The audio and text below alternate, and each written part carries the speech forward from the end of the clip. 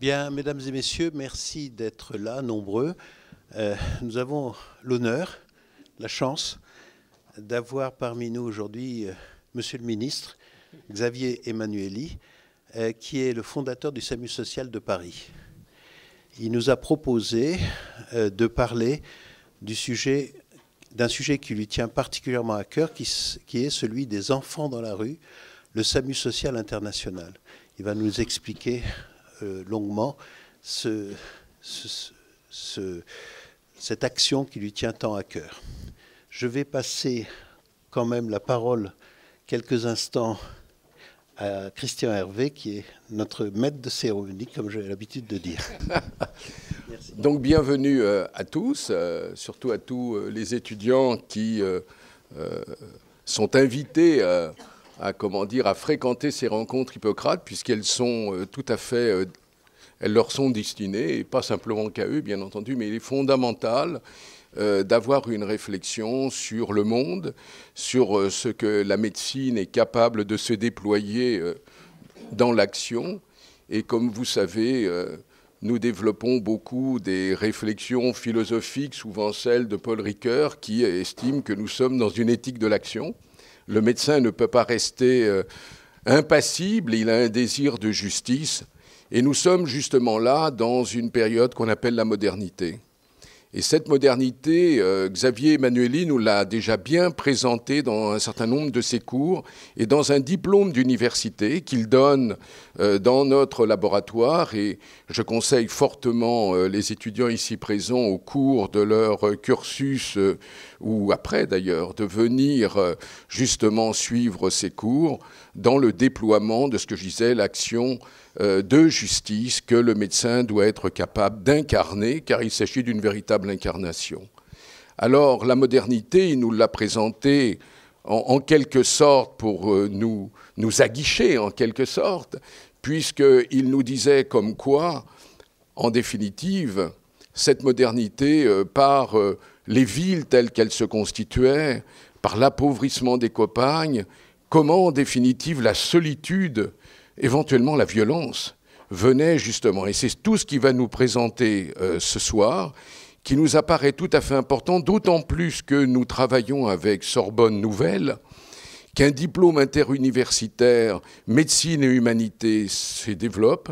Nous avons ici, et qui est souvent adressé au P2, et dans ce diplôme, justement, par des éléments d'écriture, nous sommes amenés à penser nos actions. Et comme vous l'avez vu, on vous a distribué là la dernière conférence qui a été publiée, qui est celle d'Edgar Morin. Et bien de la même manière, dans 3 mois, il y aura celle de Xavier Emmanuelli. Et à ce titre-là, bien entendu, il y aura un travail qui se fera avec les étudiants dans le cadre de médecine et humanité.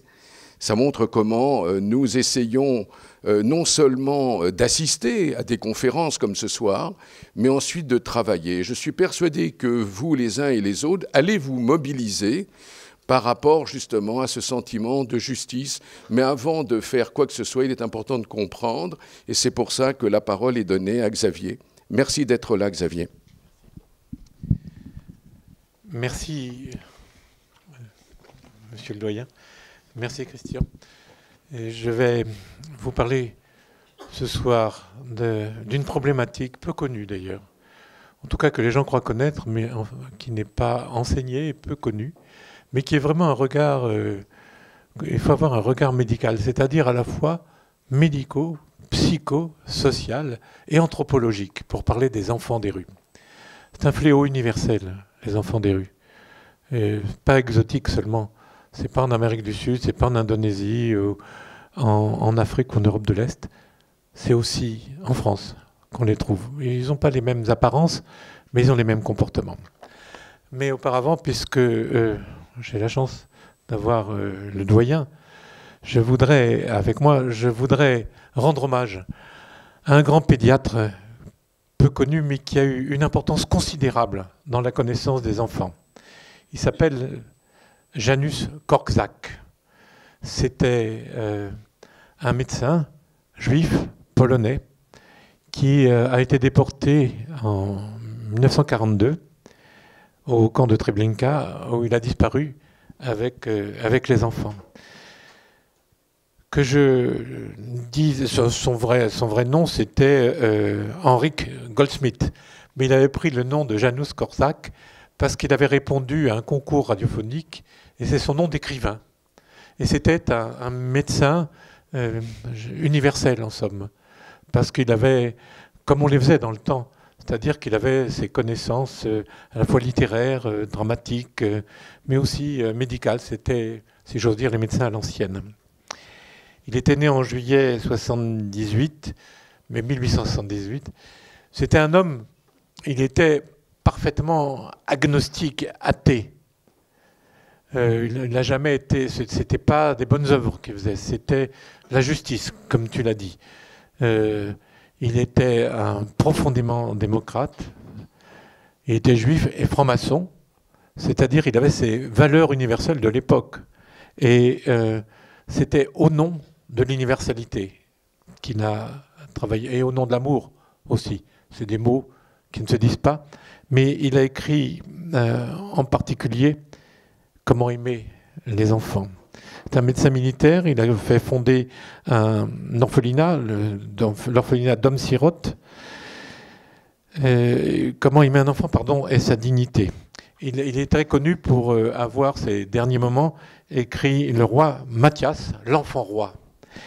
Et dans les années 30, il faisait des émissions régulières qui s'appelaient Les causeries d'un vieux docteur. Et il racontait et son expérience et ce qu'il savait de la pédiatrie. Il a fait partie d'une école que chacun connaît. C'est en particulier l'école de Montessori. Chacun le connaît. De Crowley, Fernand de Ligny, l'école Freinet. C'est aussi ce qu'on a appelé la pédagogie institutionnelle. Et c'est lui qui a posé les bases des droits des enfants. Et donc, ces idées ont été proposées à la Société des Nations. En 1924, on a seulement, qu'en 1924, créé les droits de l'enfant. Et il a identifié que il a fait le Parlement des enfants, la République des enfants, que la dignité des enfants, c'est bien avant les travaux des psychanalystes, de Dolto, l'enfant est une personne. C'était un précurseur discret. En particulier, c'est sur la traite des enfants. Et qu'est-ce qu'un enfant ? Un enfant, c'est tout être humain de moins de 18 ans, sauf si sa majorité est atteinte en vertu de la législation du pays. Ces textes ont été adoptés par la Société des Nations et plus tard par l'ONU. Bon, maintenant, après avoir rendu hommage à ce maître, et je vous demande de retenir son nom, c'est un grand médecin. Et voilà comment il est mort. En 1942, il était enfermé dans le ghetto de Varsovie, en tant que juif, en tant que personnalité. Et il avait cet orphelinat, il passait sa vie à essayer de trouver à manger pour ses 200 enfants. En 1941, comme c'était une personnalité, on lui a proposé de sortir, de sauver sa vie. Il a refusé avec mépris. Il s'est habillé dans son uniforme, son uniforme de médecin militaire. On lui a proposé, ses copains ont dit, mais tu mets l'étoile juive, pas question, universelle. Il a mis juste un bandeau vert d'espérance et d'universalité. Et il a suivi ses enfants, au grand étonnement de tout le monde. Il y a un cénotaphe au cimetière de Varsovie. On le voit ayant un enfant dans les bras. Il y a ses assistants derrière, les enfants 4 par 4. On se montait dans ces trains et dès qu'ils sont arrivés à Treblinka, ils ont été exterminés. Il a choisi d'accompagner les enfants. Janusz Korczak. Alors, l'enfant de la rue, l'enfant des rues, c'est ce qu'il faut que je vous en parle ce soir. D'abord, il faut que je fasse des définitions. On parle des enfants des rues ou des enfants dans la rue. Alors, la définition, la distinction qu'on fait, c'est que les enfants de la rue vivent, survivent et trouvent leur subsistance à partir de la rue. Les enfants dans la rue sont de passage. il y a leur famille pas loin, ils ont des collatéraux, donc on fait la différence. C'est pas bien intéressante cette différence. Il ne faut pas faire selon ces distinctions-là. L'UNICEF dit les enfants en situation de rue. Et quand on parle des enfants, on peut dire que ça va de 4 ans à 25 ans. Par exemple, dans les rues de Kinshasa, vous avez des gamins qui n'ont connu que la rue et qui sont considérés comme majeurs. Et les enfants, en principe, devraient être en situation transitoire. Il n'y a pas de chiffres. Alors, selon Ricardo Lokiai, la statistique serait entre 30 et 100 millions d'enfants en situation de rue. Ça ne veut rien dire. Comment on peut les dénombrer ? De toute façon, ils ne vont pas y rester. Disons que c'est très important. L'UNICEF considère que, par exemple, en Égypte, entre Le Caire et Port Saïd, il y aurait 1 million d'enfants dans les rues. Ça finit par être tellement habituel que les gens ne s'en étonnent plus. Le scandale des enfants des rues n'est pas étonné, n'étonne plus. Comme le disait Christian, c'est quand même un signe, un symptôme, une pathologie de la modernité. Quel est le symptôme ? C'est que nous avons changé d'environnement. Nous ne vivons plus dans des sociétés traditionnelles où ces sociétés étaient bien cadrées, bien comprises. C'était au rythme des saisons. Les saisons revenaient. C'était un temps cyclique. Il revenait périodiquement, le printemps, les semailles, les labours, les moissons, ou la saison des pluies, la saison sèche. Bref, les gens se situaient par rapport à ça. Et donc, c'était très rythmé. Et il y avait des coutumes, des rites, des fêtes, en fonction de ce temps cyclique.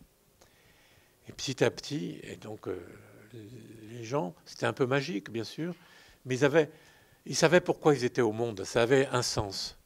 Le sens, il y avait les ancêtres. Les coutumes, c'est on faisait ce que nos pères ont fait, ce que les pères de nos pères ont fait. Et il y avait des rituels, les rituels d'initiation en particulier, mais aussi dans nos sociétés occidentales.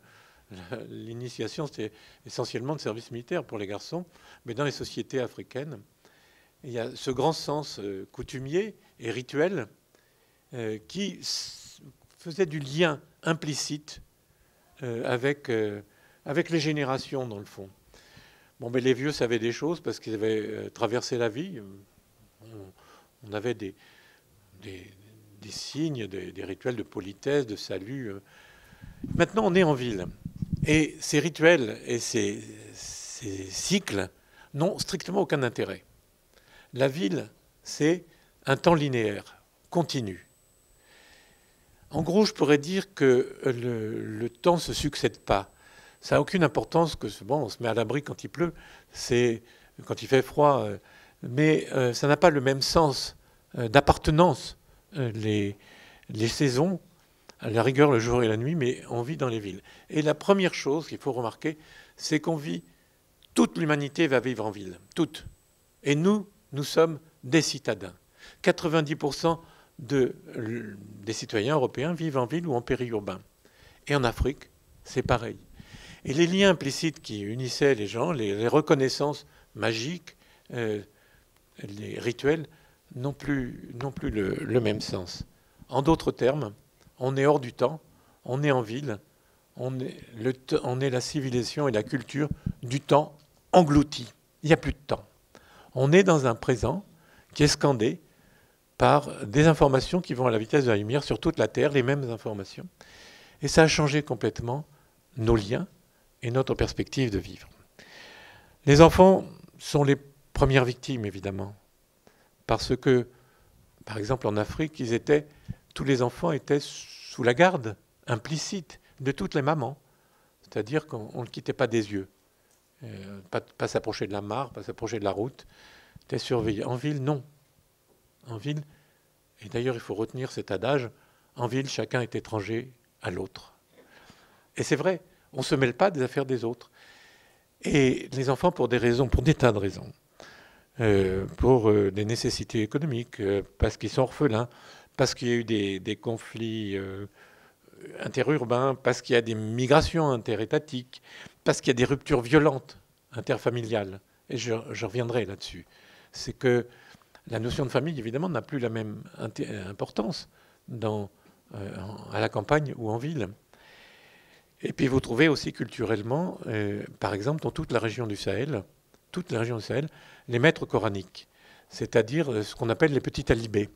Les parents pauvres confient à des prétendus maîtres coraniques leurs enfants à élever, en espérant qu'ils apprendront le Coran, c'est-à-dire qu'ils auront une culture religieuse, qu'ils apprendront l'alphabet aussi, et qu'ils deviendront des hommes. C'est une sorte d'initiation. Mais les maîtres coraniques, c'est n'importe qui aussi, des petits voyous aussi qui s'intitulent maîtres, qui maltraitent les enfants pour leur apprendre l'humilité. Ils devaient aller mendier, comme les petits bouddhistes, aller chercher le riz. Eh bien, en fait, de mendier, le maître, pseudo-maître, récupérait les sous, le riz, le sucre. Et on voit pathétique, si vous allez dans les villes sahéliennes, Bamako, Ouagadougou, Dakar, vous les verrez. Des enfants avec traditionnellement une boîte de conserve de tomates, boîte rouge, qui s'arrêtent au carrefour. Vous voyez des petits bouts de choux qui mendient comme ça, de 4 ans. Et c'est précisément de ces enfants-là que je vais vous parler. Ces enfants sont par définition exclus.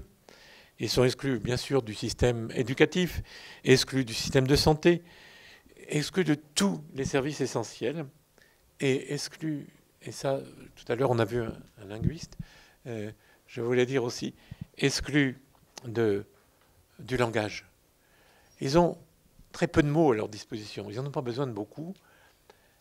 Et ils ont leur propre argot, un argot d'enfant. Par exemple, au Cameroun, vous avez un espèce de slang camerounais, anglais, français, qui se comprennent. Peu de mots, des ordres, des insultes. Le langage est pauvre, mais ça leur suffit. Donc, immaturité de ces enfants, la rue est un endroit difficile.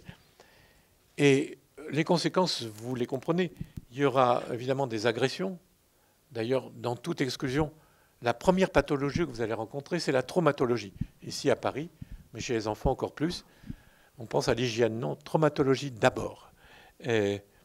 Évidemment, l'exploitation sexuelle des enfants, quand on est très très pauvre, on a quand même des richesses, on a sa force.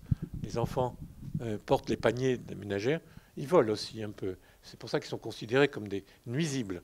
Et ils jouent à cache-cache avec les commerçants, mais surtout les flics. Et donc, c'est autre chose. Exploitation de sa force, exploitation sexuelle. Donc, partout où il y a des enfants, vous verrez des adultes qui rôdent autour. L'exploitation sexuelle, c'est universel. Et vous verrez que pour les enfants, c'est pas grave. Et dans les petits groupes, on verra que c'est dominant-dominé. Et l'ancienneté de la domination, c'est évidemment de la sexualité. Mais ce n'est pas la sexualité érotique, c'est la sexualité de domination chez les enfants. Et il y a des risques épidémiologiques que chacun peut en comprendre, les troubles du comportement, du sommeil, les affections sexuellement transmissibles, bien entendu le sida, les grossesses précoces. Juste un mot pour dire que vous rencontrerez, quand on va parler de l'Afrique, des enfants soldats. Ces enfants exploités, c'est de la chair à canon. Et dans tous les conflits, en particulier africains, mais pas seulement. Ça se passait comme ça au Liban, ça se passe comme ça dans tous les conflits. Les enfants qui ne savent pas trop ce qui est bien, ce qui est le mal, ils ont un gourou, quelqu'un qui les entraîne. Les petites filles, ça sera des esclaves sexuels qui feront la cuisine aussi. Et les enfants, ils auront des armes et on leur dira de tirer, ils tireront.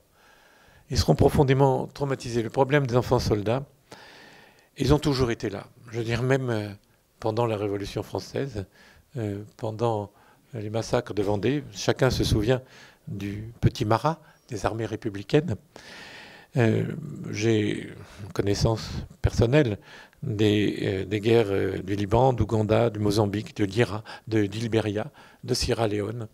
Ces enfants sont très dangereux. Quand un enfant vous braque, il vaut mieux changer de trottoir, j'aime vous dire, parce qu'ils ne savent pas très bien ce qu'ils obéissent.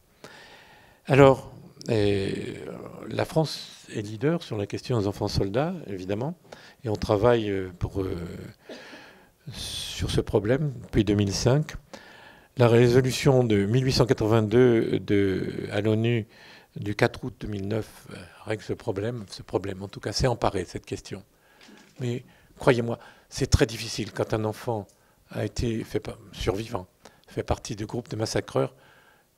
Leur psychisme est totalement abîmé malgré la résilience, mais pour résilier ces catastrophes. Le syllogisme, je vous le rappelle, le cynisme d'un pseudo-général libérien. Un enfant n'a pas d'armes. S'il y a des armes, ce n'est pas un enfant. Donc il n'y a pas d'enfant soldat. Le syllogisme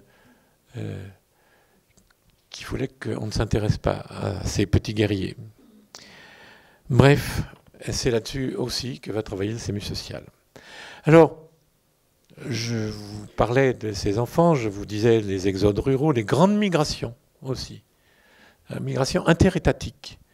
Vous verrez autour des grandes capitales, parce que les gens ne vont pas aller dans des trous perdus, bien sûr, autour des grandes capitales, vous verrez, et très souvent, les institutions vous diront « Ah oui, mais ce n'est pas des enfants de chez nous, c'est des enfants du pays d'à côté. Ça changerait quoi ?» Et en plus, c'est pas des grandes invasions, ils sont très dispersés. Mais enfin bref. Et puis l'évolution des mœurs, je vous en ai déjà parlé.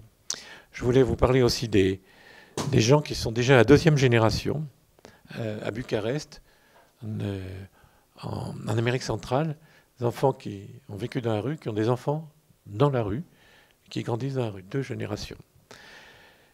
Alors, tous les enfants du monde présentent les mêmes comportements. Ça ne dépend pas de la culture. C'est là aussi que c'est une contre-vérité. Ça ne dépend pas ni de la culture ni de la sous-culture ambiante. Que ce soit à Guatemala City, à Moscou ou à Dakar, ils ont le même comportement. Ils sont en danger. Ils sont constamment en danger permanent.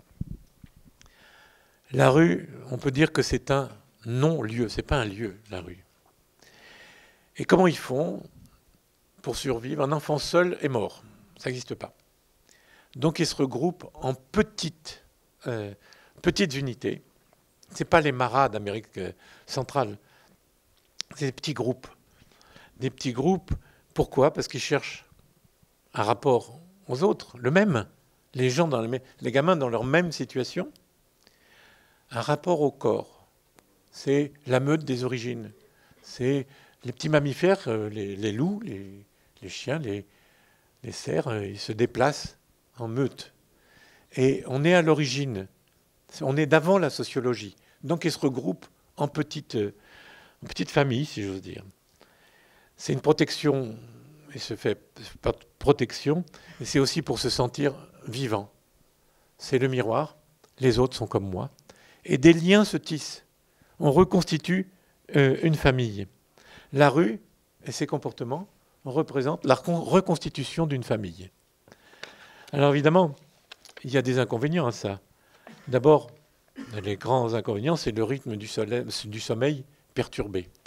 Quand vous voyez dans les rues, vous irez voir sur les territoires à eux, on appelle ça des territoires. Les territoires de nuit, et vous le voyez, c'est complètement attendrissant. Vous voyez les enfants comme une petite nichée, les uns sur les autres pour toucher le corps. Vous voyez les jambes sur les jambes. Ça n'a rien de sensuel. C'est le réconfort d'un petit nid. Et vous les voyez, et il faut connaître les endroits, les territoires de nuit. Alors les rythmes du sommeil sont perturbés. Perturbation de la sexualité, bien entendu aussi, que c'est pas du tout romanesque. C'est une découverte brutale. On a une publication sur les petites filles, les jeunes filles au Mali. Vous verrez, ce sort, c'est quand même l'enfer. Les enfants vivent de nuit, souvent, et leur période de repos est tout à fait perturbée. Je voulais vous parler de ce qui nous structure nous, ce qui structure tout le monde entier, nous avons 4 codes qui sont nos 4 piliers. C'est la connaissance implicite, profonde, inconsciente de notre corps, la connaissance du temps qui passe, présent, passé, futur, la connaissance de l'espace, l'espace en tant que territoire. L'espace, une carte n'est pas, comme disait Houellebecq, mais il l'avait déjà piqué à sémantique générale, qui date des années 30, General Semantic. La carte n'est pas le territoire. Donner une carte à quelqu'un exclu ne la comprendra pas. On ne comprend que le territoire qu'on parcourt, bien entendu. Et donc, la connaissance du corps, du temps, je vais m'appesantir ici, de l'espace, et surtout, parce que nous sommes des êtres sociaux, du rapport à l'autre. On a tous cette connaissance qui n'est pas innée. Hein. C'est que quand je rencontre quelqu'un que je ne connais pas, je lui fais des signaux. Qu'est-ce que je fais comme signaux? C'est des signaux de politesse. Je dis bonjour, soirée. Qu'est-ce que je fais? Je vais délimiter un espace pacifié. Tant qu'on est dans cet échange-là, il t'arrivera rien et il m'arrivera rien. Donc ces codes, toutes les civilisations le connaissent. Quand on va au Sahel, tous les gens le connaissent bien, ces grands espaces, du plus loin qu'on se voit, on va meubler l'espace par nos bruits. Donc comment va ta femme, comment va ta chef, comment va ton troupeau, ta belle-mère. Donc on fait du bruit, et un bruit complètement symbolique, pour éviter de dire t'es un ennemi. Parce que c'est un peu dangereux de rencontrer des gens dans le Sahel, surtout en ce moment. Donc il y a des codes, le code de l'autre, et tout le monde les connaît. Et bien les enfants ne les connaissent pas. Et ils n'ont pas ces codes. Et il faut leur apprendre. Alors, je vous ai dit, le langage de ces enfants très pauvres, on désinvestigue des invectives, des insultes, des ordres. Les territoires, en ville, vous verrez, c'est archaïque. Hein. On vous dit, les lions, les loups, ils vont faire pipi aux 4 coins de leur territoire. Quand tu sentiras cette odeur, c'est chez moi. Et bien, les enfants ont un territoire, puisqu'on est d'avant la sociologie, et ils ne se mélangent pas. Et il y a des guerres de territoire. Territoire de jour, mais ça, on l'a dans toutes les exclusions. Vous n'avez qu'à regarder, vous sortirez tout à l'heure ce boulevard Saint-Germain, vous verrez, les gens sont toujours au même endroit. C'est leur territoire, ils l'ont conquis. Et puis, il n'est pas question que quelqu'un vienne. Ça, c'est le territoire de survie. C'est un archaïsme. C'est le repli sur quelque chose comme la tanière, comme un terrier, comme quelque chose de rassurant. C'est à moi, c'est le prolongement de mon corps. Et il y a le territoire économique, c'est pas le même. Territoire de nuit, c'est le territoire de refuge. Territoire de nuit, c'est le territoire où je travaille. Je travaille, c'est-à-dire je m'en dis. Où je vole. Mais en tout cas, ça ne se mêle pas. Hein. Le territoire économique, territoire de nuit. Je vais en parler de ce territoire de nuit. C'est pas n'importe quoi. Ces territoires ont besoin d'être limités par un tas de sable, par un mur en ruine, par des arcades. Vous le verrez sous les arcades, très souvent. C'est pas se mettre à l'abri, c'est sentir une paroi. C'est comme le hamster dans sa cage. On sent une paroi. Je vous répète que c'est pas péjoratif, c'est ce qu'on a tous en nous. Et s'il nous arrivait quelque chose, on retrouverait, pour notre survie, nos archaïsmes. Et les gamins le trouvent pour leur survie. L'enfant va faire tout son possible par mimétisme, comme les Aztèques, pour passer inaperçu dans l'environnement immédiat. Les enfants sont paumés s'ils s'éloignent de leur territoire familier. Ils ne traversent pas la ville, hein. Ils sont dans le quartier. C'est facile, du coup, pour les gens qui travaillent, de savoir combien il y a d'enfants dans les rues, parce que on divise la ville en quartiers, le zonage en secteur, secteur en quartier, quartier en chantier. On demande aux concessions, vous avez combien d'enfants? Vous en avez vu? Où est-ce qu'ils ont disparu? Donc vous vous faites une idée du nombre, parce qu'on me dit toujours, combien il y a d'enfants dans les rues? On peut le savoir. Mais oui, on peut le savoir. On peut le savoir quand on fait cette enquête, comme diraient les publicistes, si on fait le mapping de la ville, on peut savoir à peu près combien il y a d'enfants. Kinshasa, 20 000. Bamako, aux alentours de 3 à 4 000. Dakar, à peu près le même chiffre. Évidemment, c'est des chiffres qui vont et viennent.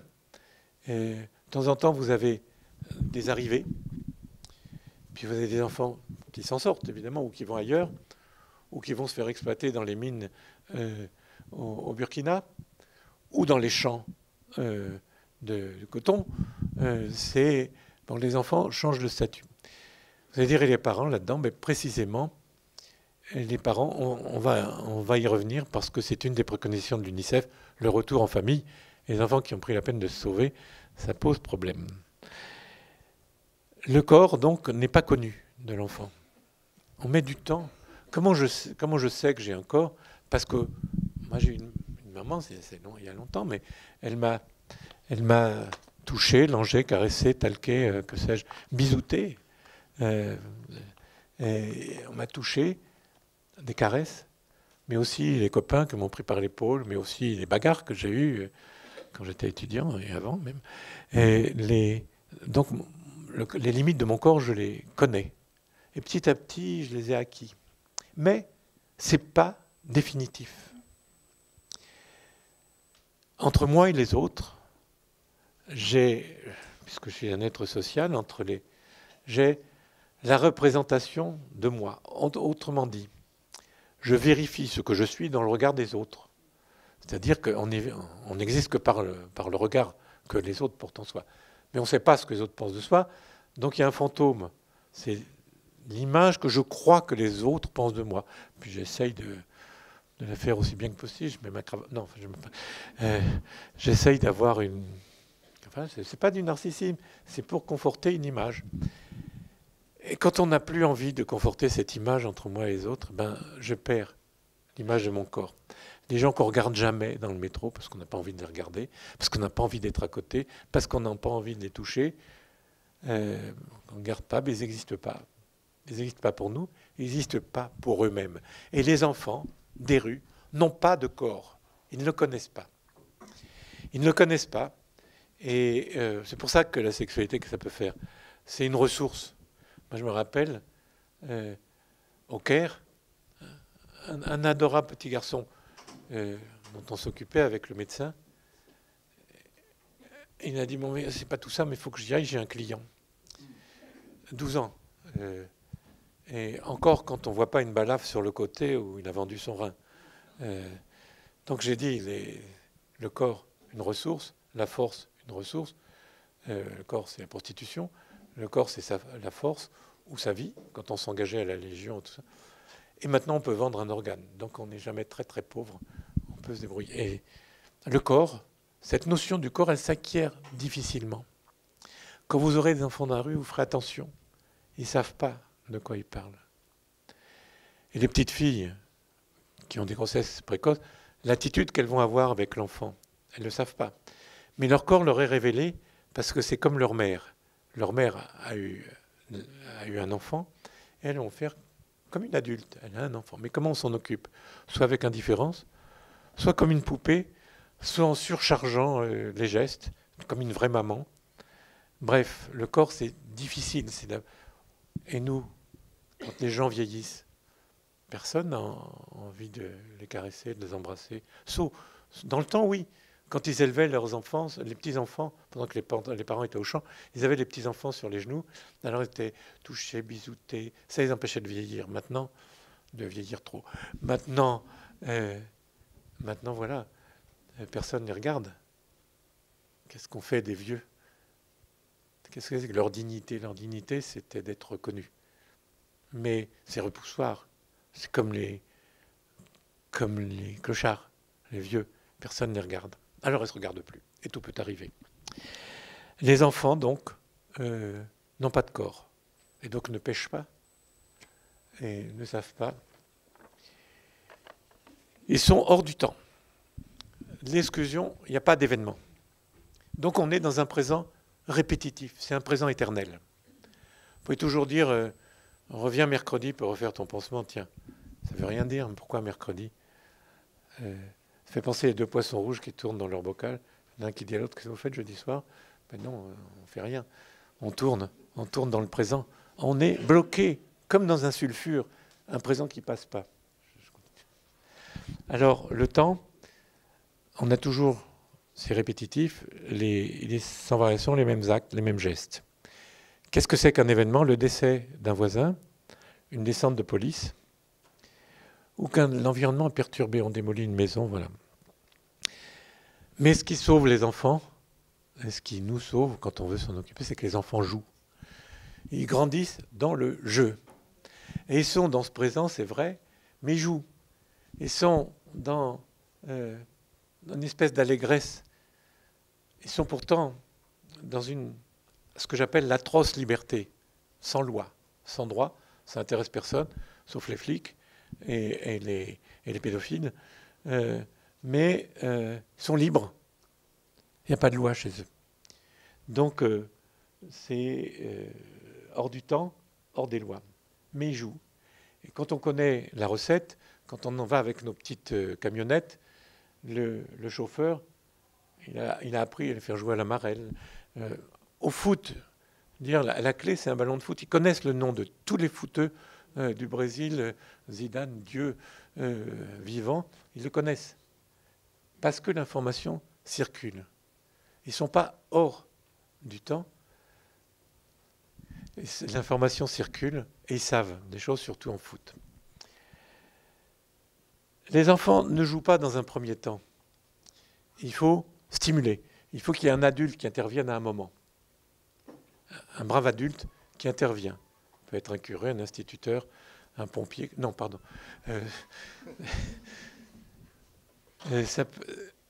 Et à partir du moment où l'enfant a été en contact avec le monde des adultes, il va jouer. Il va faire son boulot d'enfant.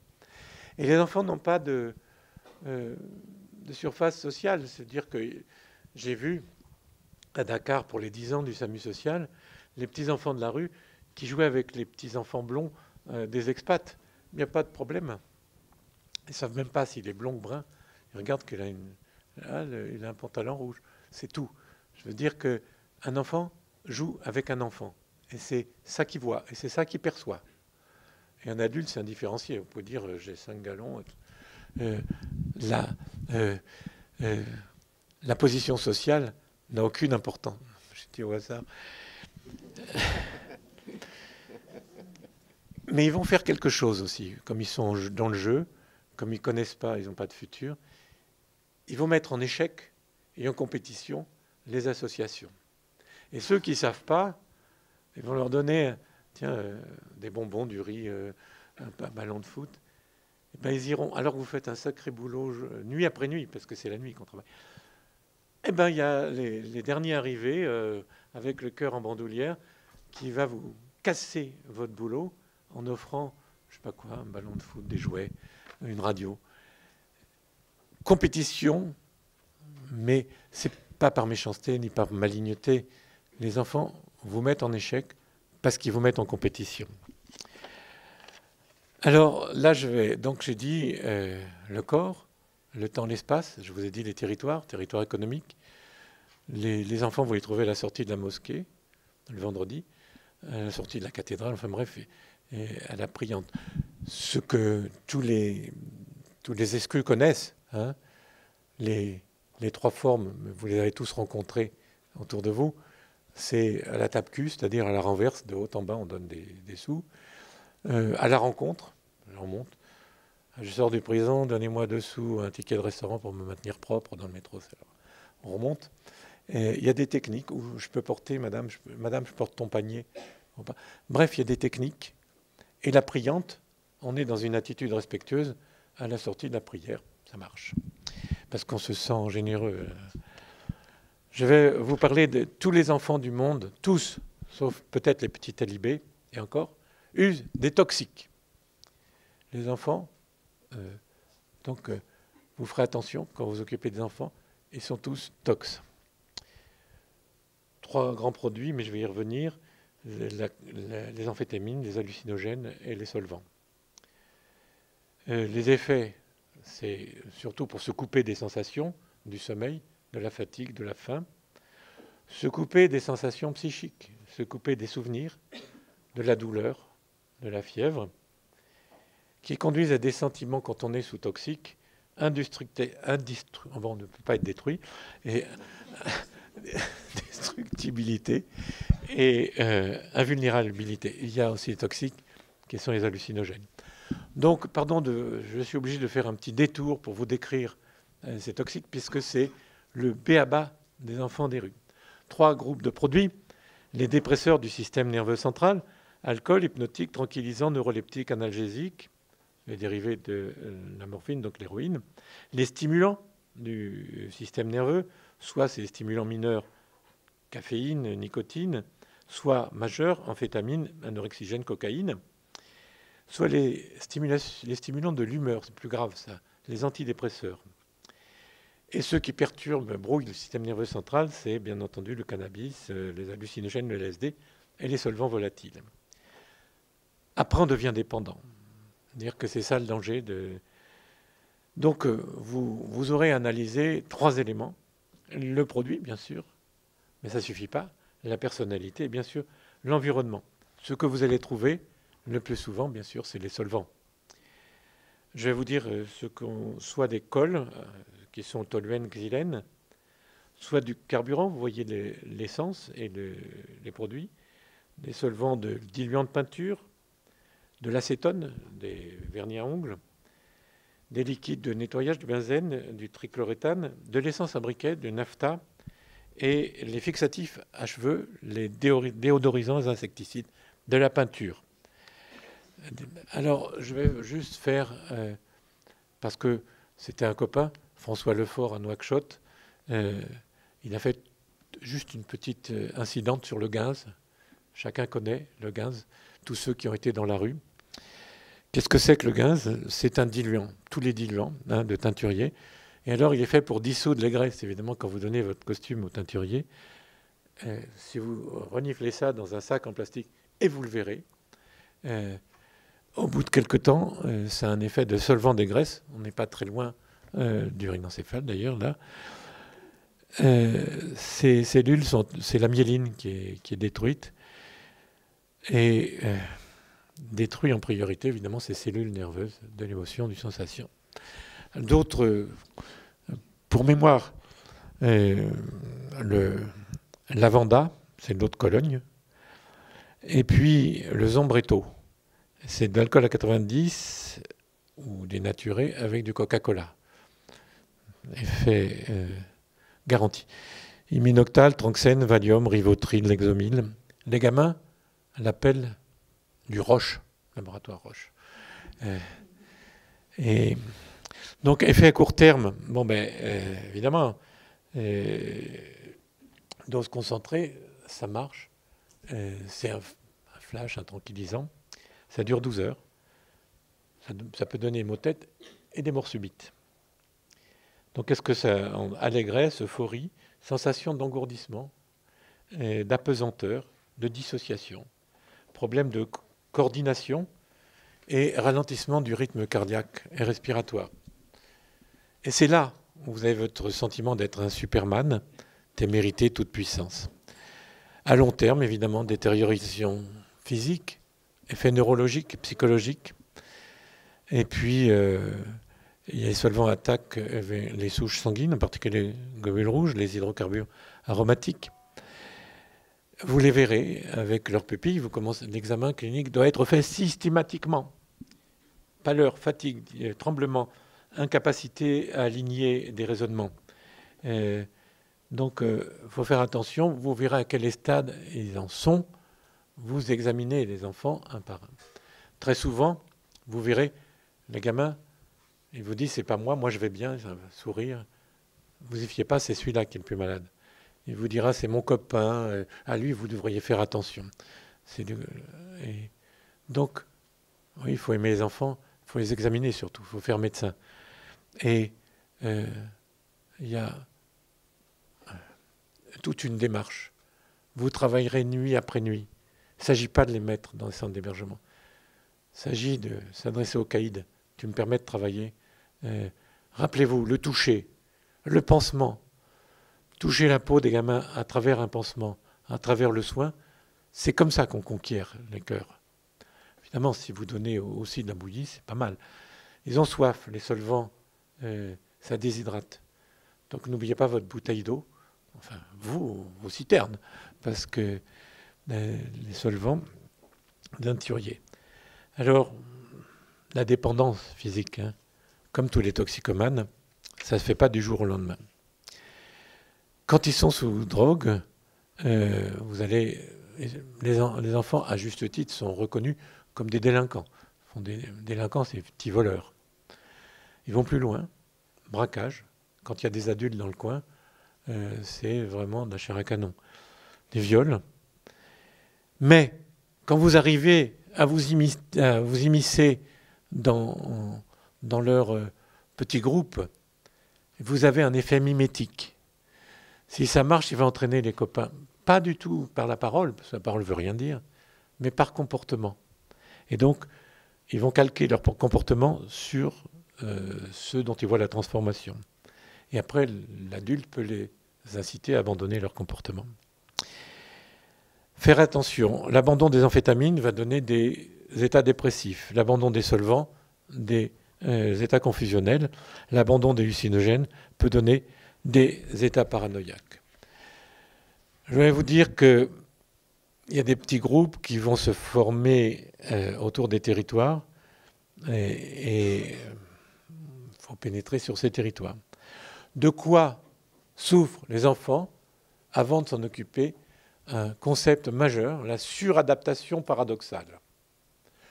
Plus on est à la rue, plus on s'adapte à la rue. Plus on est adapté à la rue, moins on est adaptable. Donc les plus intelligents, les plus malins, ceux qui ont le plus de potentialité sont le mieux adaptés à la rue et le plus difficile. On leur dit, tu vas abandonner ce qui t'a permis de vivre pour l'inconnu, mais jamais ils viendront dans vos centres s'il n'y a pas eu ce travail pédagogique de nuit dans les rues. Il faut se rappeler que c'est une conduite constante, archaïque, mais que vous allez gagner par le jeu, par l'affection et par la patience. Et en se rappelant que le psychisme d'un enfant est souple. Alors, donc le SAMU social, qu'est-ce qu'il a fait? Il va au-devant. Les enfants ne viendront jamais au centre. Vous allez au-devant, vous y allez par le soin, vous y allez avec de la patience, vous allez chez eux en leur demandant la permission. Et puis vous vous rappelez que c'est des enfants, le corps, le temps, l'espace, les codes. Comment vous verrez, vous essayez de dire bonjour à un enfant, il ne sait pas quoi faire de sa main. C'est pas d'embrasser parce que donc les problèmes d'hygiène, vous voyez le palu très souvent, problèmes digestifs, problèmes respiratoires, et puis évidemment il n'y a pas de suivi. Ils ne sont pas les bienvenus les enfants. Ils sont toujours considérés comme des nuisibles, comme des rats, comme des insectes. Vous êtes obligés, quand vous occupez des enfants, de faire la plaidoirie auprès des institutions. Deux démarches. La démarche verticale, vous êtes en urgence, il vous faut des réseaux. Après cette urgence-là, il faut des réseaux pour l'insertion, l'alphabétisation avec des gens corrects. Une démarche verticale pour après. Et une démarche horizontale, c'est un apport plus pluridisciplinaire, médico, psychosocial. Rappelez-vous, les médecins ne sont pas que santé. On est médico, psychosocial. Les enfants, il faut les examiner. Les enfants, il faut les aimer. Voilà, vous aurez toujours cette plaidoirie à faire. Petit à petit, on gagne.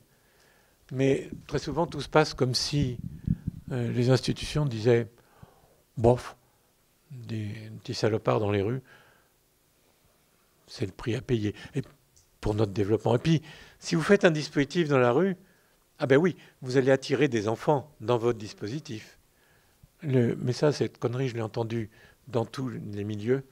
Faites un truc pour les exclus Et ça veut dire que les gens vont venir à votre secours. Et ça vérifie. C'est là-dessus, c'est pas sur les enfants. Précisément, je vais vous dire, la boulangère qui a bon cœur, elle va donner, allez, à 6 heures du matin, elle va donner un croissant, le pauvre gars qui est juste là, de sa première fournée. Ah oui, mais ça n'a pas échappé au gars qui est à 50 mètres. Il va venir prendre aussi son croissant. Mais le troisième qui arrive, elle appelle la police. Donc, il faut faire attention. Quand on travaille dans l'exclusion, si vous dites, oui, mais s'occupe des petits bandits de la rue, ou c'est un gauchiste, c'est les droits de l'homme, c'est dans une société qui est en développement, société urbaine, qui n'a pas ses marques encore, qui n'a pas de symbole, vous serez suspecte. Mais c'est classique. Je parle sous le contrôle de l'hôpital de Nanterre. Le médecin qui s'occupe des clochards est vraiment la lie de la société. Médecin des pauvres médecins, comme disait Leclerc.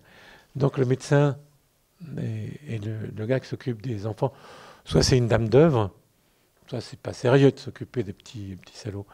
Donc vous serez stigmatisés. Il faut assumer. Il faut aller prendre leur défense. On ne les prendra pas aux urgences. Je raconte une histoire tragique qui est arrivée à Ouagadougou. Il y a un gamin, comme beaucoup de gamins, qui venait de la brousse. Et les passants il y avait le camion de SAMU social qui tournait. Et les passants près de la gare routière, parce que c'est un endroit, c'est les gares routières, nous ont appelé, il y a un gamin là qui est dans la rue, qui ne va pas bien, qui a de la mousse. Donc on se précipite. Et en effet, le gamin était dans le coma. Alors on l'amène à l'hôpital, vieil hôpital. Les urgences sont encore plus affreux à Ouaga qu'ici. Et le mec aux urgences dit, oui, bon d'accord, comment il s'appelle? Je dis, je ne sais pas, on l'a trouvé là. Ah, si vous ne me dites pas son nom. Mais comment Ah ben non, je ne peux pas vous le dire. Mais donnez-lui au moins de l'oxygène, faites quelque chose. Mais je ne peux pas. Et son nom. Et la fille, l'infirmière, inspirée, dit, Samu, il s'appelle Samu. Ah bon. Et son nom, ça c'est son prénom, son nom, Social. Allez. Samu Social, oui, mais le gamin est mort parce que faute de soins, il avait une piqûre de serpent. De toute façon, il n'y avait pas les moyens. Et donc il y a un petit Samu Social qui est mort à Ouaga. Et c'est comme ça, on n'a pas d'identité dans la rue. Et d'ailleurs, les enfants n'ont pas d'état civil. C'est une des conquêtes de l'UNICEF, de donner un état civil, c'est-à-dire une existence, une identité.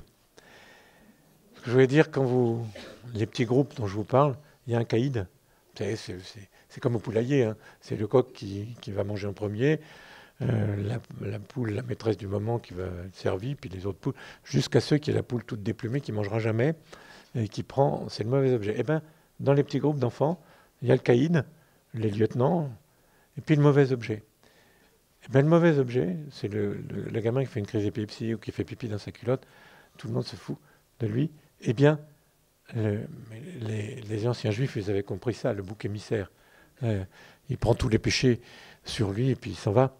Eh bien là, le bouc émissaire fait le lien à un groupe structuré, à un leader et un mauvais objet.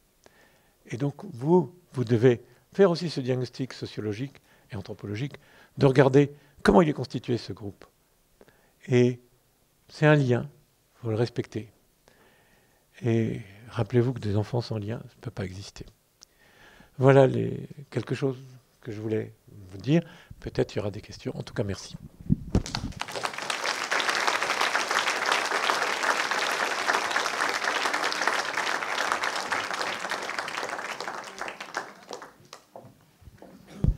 Merci beaucoup, Xavier. C'était impressionnant et émouvant. Et merci encore pour cette conférence. Christian? C'est dur. Il y a 20 ans, le président d'association American Medical Association, au début d'un grand congrès de médecine interne, dit « Le premier objectif que nous devons, nous, médecins, atteindre, c'est nous battre contre la violence. Et là, moi, j'ai entendu la violence, comme en est la barbarie, la violence, et j'entends en même temps comment le soin. Et c'est vrai que l'année dernière, ou il y a 2 ans, rappelle-toi avec Guilhem Xeri, qui était venu à ta dernière conférence, et avec l'action qu'il fait dans le Bois de Boulogne, si je ne me trompe pas, dans une maison particulière aussi à Paris, eh bien, il montrait comment le soin était une manière d'aller vers l'autre, ce que tu nous as tout à fait bien montré là. Et ça montre peut-être comment une faculté de médecine peut s'engager dans ce qui est peut-être au-delà de la compétence, parce qu'il faut de la compétence, visiblement, que ce soit les différents médicaments, leurs conséquences, l'arrêt de ces différents médicaments, l'approche aussi bio-psychosociale, bien entendu.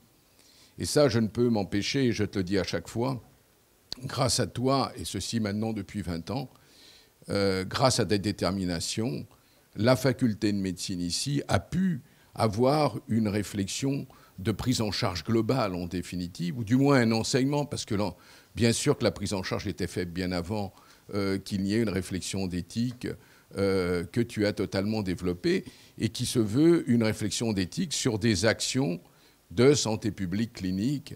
Et c'est vrai que là, ce que tu as vraiment décrit est une visée éthique, je dirais, des différents étudiants qui se trouvent ici, lorsqu'ils vont être confrontés à de telles situations, et nous y serons de toute façon de plus en plus, vu que c'est presque une exponentielle telle que se développe actuellement cette mondialisation, cette modernité qui nous apparaît importante. Là, nous sommes dans la réalité. Je rajoute une deuxième notion qui est importante. Nous avons Michel Maffezoli, qui est un sociologue de Paris 5, et qui nous présentait la modernité, la postmodernité. Là, on est beaucoup plus, je dirais, les mains dans le cambouis, on n'est plus dans les mots, on est vraiment... et tu approches et tout à fait les réalités du moment, c'est-à-dire le temps, le corps, etc. Des choses extraordinairement objectivées. Et ça, je crois que c'est important que, bien que nous nous sentions en fait inclus dans cette interrogation et surtout de cette volonté d'action. Alors, maintenant, pardon d'ajouter quelque chose. Je t'en prie, au contraire. Avant que tu donnes la parole. Je voulais préciser. L'action, elle doit être hiérarchisée. Il y a quelqu'un qui prend la décision, quelqu'un qui exécute et qui a des procédures pour le faire. Deuxièmement, il ne suffit pas d'avoir bon cœur. Il faut être professionnel. Et ça s'apprend. Ça s'apprend. Je veux dire qu'il y a plein d'associations de bienfaisance. Ça ne marche pas, ça. Parce que les gamins, ils sont dans un autre monde, dans une autre réalité. Il faut savoir le faire. Je ne prétends pas qu'on est des professionnels. Je prétends qu'on a appris. Il y a plein de gens qui ont écrit. Je réfère à Janusz Korczak, qui est le maître caché d'ailleurs, parce que personne ne le connaît. Je vous réfère aussi à l'école de Chicago, ce qu'on a appelé la proxémie. Il faut connaître ça. Mais après, je vous garantis qu'il y a des résultats. On me demande toujours niaisement combien vous en avez sorti. J'en sais rien combien j'en ai sorti. Sorti de où pour aller où. Mais je sais qu'il y a une trajectoire. Et les enfants, quand on a compris que suradaptation paradoxale, plus on est dans la survie, plus on est loin de la société. On a abandonné ces codes. Et plus on est en ville, évidemment, plus on est éloigné.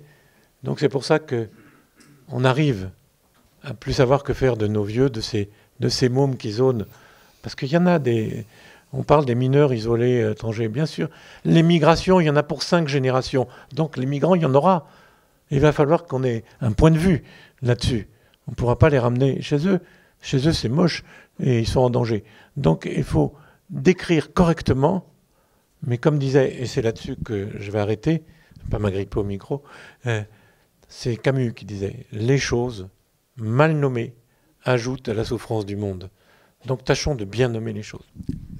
C'est la vocation de la faculté de médecine, et je remercie, je suis en position de le faire, notre doyen, parce que sans lui, tout ceci ne se ferait pas. Et ce diplôme d'université que nous avons, auquel je vous appelle, bien entendu, nos étudiants là, à bien sûr le suivre, pour ceux qui sont tout à fait intéressés, pour bien vous montrer qu'en fait, votre place à Paris Descartes est toute tracée.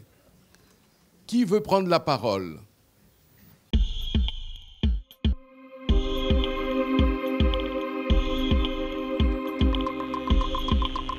Je vois quelqu'un du Conseil de l'Ordre. Il m'apparaît. Je suis au courant, bien entendu. Ne croyez pas, je ne me permettrai pas. Sinon, vous m'avez demandé la parole, je suppose. Hein, votre collègue Xavier Do m'a parlé un peu d'une proposition que vous allez faire, justement, suite à Xavier. Merci, M. Hervé. Confrère, je parle au nom du Conseil de l'Ordre, je suis moi-même conseiller ordinal. Je parle d'abord essentiellement comme médecin. J'ai été bouleversé par les informations que vous nous avez apportées, autant d'informations que je ne connaissais pas. Je pense que je suis un représentant très moyen, un niveau médical moyen de notre pays, et par conséquent, je pense qu'un certain nombre de nos confrères n'ont pas les informations que vous nous avez données. Donc pour ça, je vous remercie. La façon dont vous l'avez dit, évidemment, me touche beaucoup. Je dois vous dire que dans mes études, j'ai fait beaucoup de pédiatrie. Et donc, bien qu'installé comme médecin généraliste, j'ai travaillé en banlieue de grandes villes. Donc j'avais un peu approché votre problématique. Il se trouve que ce sujet que vous abordez, que vous portez en vous, et ces problèmes que vous avez en partie résolus par la technicité dont vous nous avez parlé, le professionnalisme, intéresse bien évidemment l'Ordre national des médecins, puisque on n'est pas les seuls, mais enfin le médecin intervient évidemment au premier chef. Vous avez rappelé l'examen clinique basique qu'il faut savoir faire. Et à partir de là, comme vous le savez, le docteur Do, qui est conseiller national par ailleurs, a été désigné, il va prendre ses fonctions dans peu de temps, comme le président de l'Association médicale mondiale. Vous connaissez pour les étudiants CLCIQ pour prendre cette licence. Donc je propose à tous les étudiants d'aller sur Internet et de taper AMM. Voilà. Donc Xavier Do est un Français, un des premier, sinon le premier Français, à prendre la présidence de cette très importante association mondiale. Et parmi les thèmes qui vont être abordés lors de sa présidence, il y aura le thème des enfants des rues. Donc un projet de texte, comme on les connaît dans ces grandes assemblées, qui sont un petit peu larges dans leur formalisme, pour autant va être retravaillé par l'ensemble des pays, et cette problématique va imprégner les associations médicales représentatives mondiales. Voilà, chers confrères, ce que je voulais vous dire.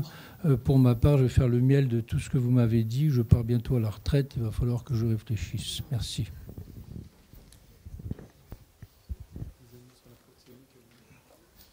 Tout au fond se trouve quelqu'un que Xavier connaît très bien. Jacques Assin. Merci. Je voudrais insister encore plus sur ce que tu viens de dire sur le professionnalisme. Et je crois que c'est extrêmement important de dire que le temps où, par aux souffrances des malades, le temps jadis où par humanisme on compatissait aux souffrances des malades en étant impuissant. Je crois que pendant longtemps on a opposé la science et l'humanisme en quelque sorte. Je crois que le message aujourd'hui, le constat qu'on peut faire, c'est que le soin est parfois un prétexte pour pouvoir entrer, pour avoir une porte d'entrée. Que le soin et le bon cœur, tu l'as dit Xavier, ne suffit pas, et qu'il faut vraiment militer sur le professionnalisme. Et nous venons d'une époque dans laquelle, il y a 20 ans, lorsqu'on s'occupait de populations au niveau parisien et non pas à l'étranger, eh bien, on pouvait entendre, quand un réanimateur s'occupait des personnes de la rue, entendre des confrères dire, quand même, un réanimateur pour s'occuper des clochards, il y a un peu d'abus. Et donc, je crois que vraiment, à l'initiative de Xavier Emmanuelli, on doit s'engager dans cette voie à la fois du professionnel, mais qui n'exclut pas le compassionnel. Et ça, je crois que c'est vraiment fondamental. Le bon cœur ne suffit pas, il y a des codes, tu en as parlé, il faut les connaître, il faut avoir un minimum de compétences, je dirais presque sociologiques, mais aussi de compétences scientifiques pour pouvoir prendre une profession médicale. Je vous remercie. Merci de ce que tu as dit. Oui, bien sûr, il faut être professionnel, mais ça s'apprend vite. Je veux dire, quand on est libre dans sa tête, on apprend vite. Je veux dire, et tous ceux qui il n'y a pas besoin d'être un grand médecin ou de sortir de Polytechnique pour comprendre ces gestes, et ils s'apprennent. On fait un diplôme, un DU, qui s'appelle mineur à la rue, et tout le monde peut y avoir accès. Je voudrais ajouter quelque chose quand même. À l'époque que tu connais, où on a travaillé à Nanterre, c'était la police qui ramassait les gens. Ils avaient le droit de le ramasser. C'était une brigade spéciale de la police qui s'appelait la BAPSA, brigade assistante personnes sans abri. Ils avaient le droit parce que quand tu es dans la rue, tu es délinquant. À l'époque, c'est disparu du code pénal en 1993. Mais ça peut revenir. Je veux dire que si on ne fait pas notre boulot par solidarité éthique, kantienne, c'est-à-dire tu le fais au nom de l'humanité, si tu ne le fais pas, une autre institution va s'en charger. Ce qui se passe pour les enfants. Et les flics, il y a même eu des escadrons de la mort au Honduras, payés par des commerçants pour tuer des gamins qui étaient des rats. Hein. Et donc, je crois qu'on a ce devoir, même si on n'a pas bon cœur, de le faire au nom de l'humanité qu'on a tous en nous.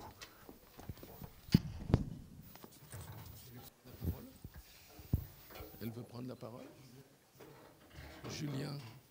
Il paraît que les étudiants de master éthique ont bénéficié de cette conférence et veulent s'exprimer. Oui. J'avais une question à vous poser. Est-ce que vous pensez que ces modèles d'exclusion deviennent de nouveaux paradigmes pour la prise en charge de la personne, ou ça doit rester des modèles d'exception ? C'est-à-dire, est-ce qu'on est vraiment dans une évolution, on va dire, sociologique, où il y a une différenciation de certaines pratiques par rapport à certains modèles, ou on reste encore dans le domaine de l'exceptionnel ? Je vais vous faire un... Parce que là, il y a un historien de la médecine juste à côté de moi qui est le doyen, alors je vais y aller un mollo. C'est qu'en fait, la représentation de l'homme comme une mécanique, elle date de Descartes, en somme. Et Descartes dit, mais l'animal, c'est un modèle cybernétique. Il ne disait pas cybernétique. Tu lui fais du mal, il aboie, il retire. C'est un modèle simple, c'est une mécanique. Puis il y a eu après, il y a eu Vaucanson, et il y a eu un médecin qui s'appelle Julien de la Métrie, qui a été par provocation encore plus loin. Parce que Descartes, il disait, oui, c'est une machine, l'homme, c'est comme un animal, c'est une machine, mais avec une âme, parce qu'il avait vu ce qui était arrivé à Galilée. Il a une âme. Hein. Julien de la Métrie, qu'est-ce que c'est que ces foutaises ? C'est une machine et plus point. Quand on a compris que c'était une mécanique, c'était aussi l'essor de l'ère industrielle. Et en effet, on est une mécanique. On n'est qu'une mécanique. Mais pas qu'une. Une mécanique qui produit quelque chose. Il y a un objectif de cette mécanique. Elle produit du sens et de l'amour. Elle reçoit du sens et de l'amour.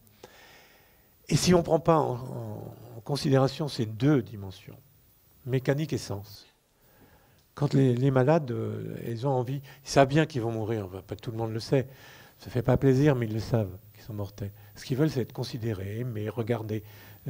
C'est comme ça d'ailleurs qu'ils sont renforcés dans leur connaissance d'eux-mêmes. Et bien quand on s'occupe que de la mécanique, on est très puissant. Mais c'est un contrat faustien. On vend notre âme pour être toujours beau, toujours musclé, toujours sexués. Voilà. Mais à quel prix? Le prix du sens. Et comme vous dites, le nouveau paradigme, il est vieux comme le monde. C'est médico-psychosocial. Loi de 75. Dans notre toute-puissance, on sépare le sanitaire du social. En juin 75, regardez sur... Mais à l'époque, on pouvait comprendre, puisqu'on était très puissants, c'était ni les mêmes formations, ni les mêmes budgets, ni les mêmes établissements. Et l'hôpital devient hôpital que sanitaire. Et l'hôpital ne fait plus hospice, et tant mieux. Oui, mais qui s'occupe à ce moment-là de la dimension de l'objectif de la machine homme? Eh bien, c'est une loi scélérate pour moi maintenant. Il faut réparer ce hiatus. Et le paradigme, c'est marrant. Quand on était totalement impuissant, on savait accueillir les gens. Maintenant qu'on a toute la force et la puissance, on ne sait plus. C'est comme pour la psychiatrie. Les Français ont été les premiers à comprendre, c'était malade et tout ça. On les enfermait, les pauvres, on faisait des douches, psychothérapie institutionnelle, tout ce qu'on veut, dans des asiles. Maintenant, on a toute une palanquée de molécules plus puissantes les unes que les autres, et les gens sont encore plus à l'abandon que quand on les enchaînait. Et ils soignent leur psychose sous les abribus avec de l'alcool. Donc, si vous voulez, le paradigme, il est ancien. Il suffit d'avoir l'esprit clair. Mais on ne nous apprend pas. On ne nous l'apprend plus. Oui, bonjour. Bonsoir. Ici. Bonsoir. Oui, on me demande de me présenter, ça froisse ma modestie. Et surtout, je me dis que ma modestie ne peut être que moindre que la vôtre, ce qui m'a beaucoup impressionné. Docteur Martinez, je suis responsable de l'équipe mobile de psychiatrie précarité à Nice. Je suis très heureux d'être à Paris, non pas que je vais aller au Moulin Rouge ce soir, mais parce que je vous ai entendu ce soir. Voilà. Et ma question est très pratique. D'une part, nous travaillons de façon très étroite avec le SAMU social, et vous voyez où je veux en venir, hein, bien entendu, en face de vous. Je suis très heureux d'être là. Et puis, en même temps, en vous entendant parler, je me disais qu'on avait une chance énorme de travailler avec le SAMU social, c'est que nous avons peut-être regroupé, vous savez, quand vous disiez le médico-social qui s'est séparé, ça me faisait penser un peu au mythe du banquet, à ces deux personnages séparés d'un coup de foudre par Zeus, qui passent leur vie à essayer de se retrouver, tout ça dicté par la recherche de l'amour, dont vous avez parlé aussi. Et donc, en dehors de ça, de façon pratique, est-ce que, désolé de cette question de Béotien, nous voyons essentiellement des adultes, parfois des adultes jeunes, mais rarement des très jeunes dont vous parliez. Est-ce qu'il existe en France une structure qui s'occupe de ces jeunes? Et question encore plus béotienne, est-ce qu'il y a des jeunes dans la rue en dehors d'une prise en charge sociale ou médico-sociale en France? Quand j'ai fondé Merci de cette question. De toute façon, quand j'ai fondé le SAMU social, j'ai eu beaucoup de difficultés. La première, tout existe en France.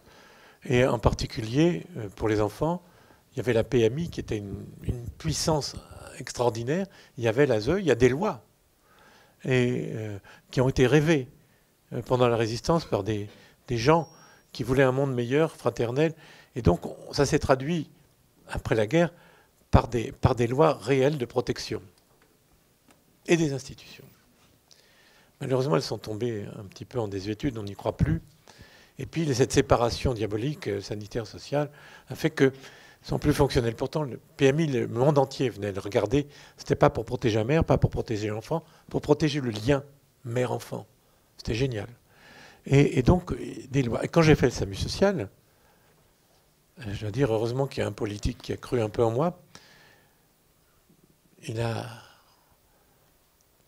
dit, vous ferez le SAMU social. Et il a un peu donné des préconisations aux institutions. Qui d'ailleurs disaient, enfin docteur, on n'a jamais fait comme ça. Ben oui, d'accord, mais enfin, maintenant on va faire autrement. Mais c'est une vraie. La deuxième chose, c'est que sur le plan humanitaire, on disait la France est un pays de droit. Ce que tu fais, c'est une mauvaise action. tu fais quelque chose pour les pauvres et tu fais un système ad hoc. Et donc, tu fais une médecine de pauvres, en somme, comme au XIXe siècle. Ce que disait l'étudiant en éthique est vrai. Les lois s'appliquent pour les citoyens. C'est un pays de droit, voilà. On ne doit pas faire des systèmes.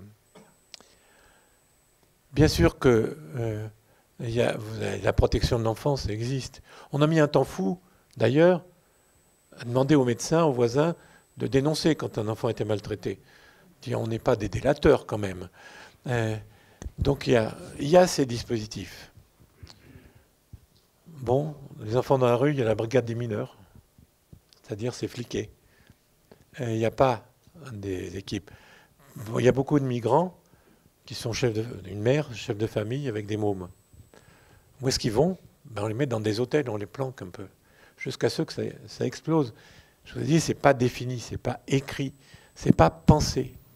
Et donc ça sera votre boulot, les étudiants, de penser différemment, de penser ce monde-là. On ne pourra pas toujours planquer ça. Oui, les migrations vont continuer. Oui, il y aura des enfants dans la rue. Oui, la drogue, elle circule, mais il n'y a pas longtemps qu'il y a cette épidémie. 1973. Je ne dis pas que les gens étaient vertueux avant, mais c'était de l'alcool, mais c'était contenu. Mais là, il a fallu l'invention de la seringue, modernité, l'invention du produit, et tout d'un coup, ça a diffusé. Ça a diffusé, puis après, les fabricants se sont mis à fabriquer. Donc, il va falloir penser ce monde, qui n'est pas le même qu'avant. Et nos structures, elles sont vachement à l'étroit. Depuis 1945, il faut faire d'autres choses. Il faut le penser. Il faut le penser différemment. 30% des gens qui sont à la rue à Paris ont des problèmes psychiatriques lourds avérés. C'est dur à faire. Puis c'est une recherche-action, parce que quand on découvrait, il fallait le soigner. Et soigner comment et où? Et où on met ces gamins? Et comment on s'occupe des parents? Avant, quand j'ai fait mes études, tu es venu après moi, mais les femmes qui accouchaient, on les gardait 8 jours. Pourquoi on les gardait 8 jours à l'hôpital? Pour leur apprendre le lien. Parce qu'il n'est pas normal, une primo. Les gens ne sont pas tous agrégés de grammaire. Hein. Bien sûr qu'on a l'intuition de ce qu'il faut faire. Mais la mère apprenait, pas enrober le gamin dans des couvertures quand il avait de la fièvre, donner un bain, faire bouffer. Donc, un peu d'amour. On leur apprenait ça. Maintenant, on les fout à la porte pour des raisons d'économie. Et je voulais dire, parce qu'on va me dire, il n'y a pas de rond, il n'y a pas de sous dans notre pauvre État, qu'est-ce qu'on peut faire? Alors j'ai inventé une parabole. On est en 1917, tu la connais. Et à Joffre, c'est généralissime, il entend parler d'une percée allemande, ses espions, ses aviateurs, dit mais ça va chauffer dans ce coin-là, les Allemands préparent quelque chose, vraiment. Alors lui, il va se préparer. Il écrit à son ministère en disant « Je crois que ça va barder dans mon coin. Je voudrais 7 millions de cartouches. Je voudrais 600 000 obus pour dans 3 jours, puis après la suite. » Et si son ministère, c'est lui répond « Ah mais vous avez reçu votre dotation du mois dernier déjà. Hein. Et puis si je vous donne à vous et les copains. » Donc si c'était ça la réponse, on aurait perdu la guerre. Là, on est en guerre. On est en guerre. On est une société qui crève de ça, de l'isolement. On faut faire la guerre maintenant. Assez rigolé. Et on ne peut pas dire les institutions ci ou ça. C'était des mecs qui avaient fait justement la résistance, qui avaient rêvé d'un autre monde. Mais le monde a bien changé, la sociologie. Déjà, quand j'étais au SAMU social, je n'avais pas les mêmes clients. Et maintenant, qui on a? On a des personnes âgées. Ah ouais. On a des migrants. Ils viennent... Il n'y a pas de contrôle sanitaire aux frontières, hein, surtout quand on est clandestin. Ils viennent avec des souches de tuberculose qui sont plus exotiques. Qu'est-ce qui va les suivre? Et comment on fait pour suivre un traitement de 6 mois au bas mot, qui est extrêmement agressif pour le foie? Comment on fait? Et la prévention? Dans les crèches, oui. Quand on est dans la rue. Donc, d'autres problèmes se sont posés. Et on ne peut pas rester avec un modèle ancien. C'est tout. Mais quand j'avais pris mon bâton de pèlerin, qu'est-ce que je l'ai entendu? Mais monsieur le ministre, on a toujours fait comme ça. On ne marche pas en regardant le rétroviseur, il faut aussi regarder devant. Bien sûr qu'il y a une crise inconnue, mais on y va.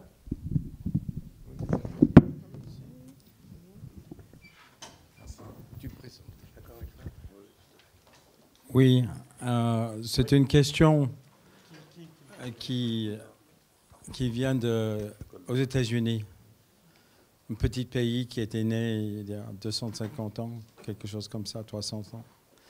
À la fin du XXe siècle, Bill Clinton, Hillary Clinton a décidé d'avoir une approche encore sur Universal Healthcare. Ça n'a pas marché. Barack Obama vient de perdre la semaine dernière encore 22 États sur Obamacare pour Medicare, Medicaid et Medicare. Donc, on est en phase de plus que 10 millions des enfants sans le droit de couverture sociale dans un pays où le plus riche homme dans le monde est Bill Gates,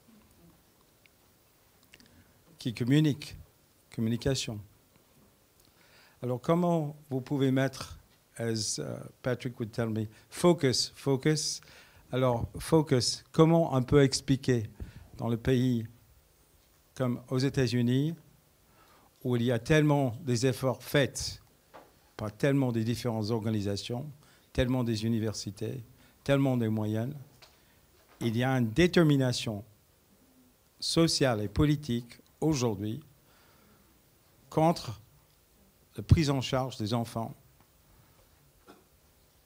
même des personnes plus âgées, mais c'est-à-dire des enfants spécifiquement, et que 22 États a tiré la semaine dernière l'alarme que Medicaid pour les enfants ne sera pas adapté, inclus dans Obamacare.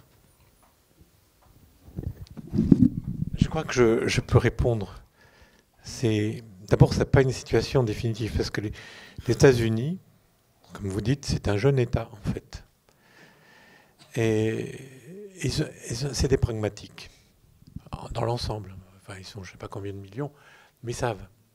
Quand il y a une crise, ils se mettent au diapason. Mais surtout, nous, en Europe, et surtout en France, je vous dis qu'on a été un pays centralisé. Vous n'avez qu'à regarder que dès qu'il y a quelque chose qui ne va pas, que fait l'État? Or, l'État, son boulot, c'est de prendre la richesse nationale et de la redistribuer équitablement à des citoyens moyens. Et on a l'habitude de cette centralisation. Mais les citoyens, ce n'est pas des individus. C'est pour ça qu'il y a des associations et que l'État est en panne. Parce que sa protection, ça marchait quand il y avait son marché intérieur, ses colonies, c'est tout.